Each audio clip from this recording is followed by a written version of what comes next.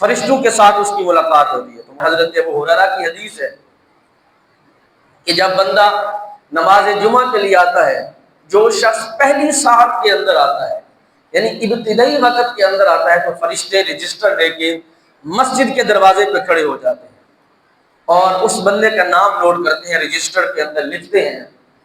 اور جو شخص ابتدائی ساعت کے اندر آئے، اللہ رب العالمین اس کو ایک اونٹ اللہ کی راہ میں صدقہ کرنے کے برابر ثواب عطا فرماتا ہے۔ ایک اونٹ کی کتنی قیمت ہے؟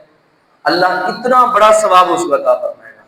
اور فرمایا جو دوسری ساعت کے اندر آتا ہے، اللہ جل شانہ اس کو گائے کے برابر صدقے کا ثواب عطا فرماتا ہے۔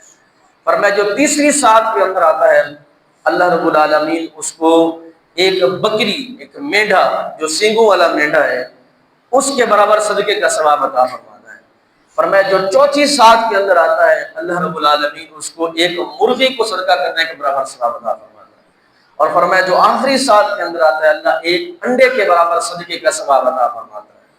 اب چند ساعتوں کا فرق ہے۔ پہلی ساعت یعنی ابتدائی وقت کے اندر آ گئے، جیسے پہلی اذان ہوئی بندہ مسجد کی طرف روانہ ہو جائے، پھر دوسری ساعت ہے، تیسری ساعت ہے، چوتھی ساعت۔ فرمایا جب خطیب ممبر کی طرف روانہ ہوتا ہے اور ممبر پر آ کر بیٹھ جاتا ہے، تو فرشتے اس رجسٹر کو کلوز کر دیتے ہیں، اس رجسٹر کو بند کر دیتے ہیں، آ کر خطیب کا خطبہ سنتے ہیں اور وہ آ کر اللہ کے ذکر کے اندر مصروف ہو جاتے ہیں۔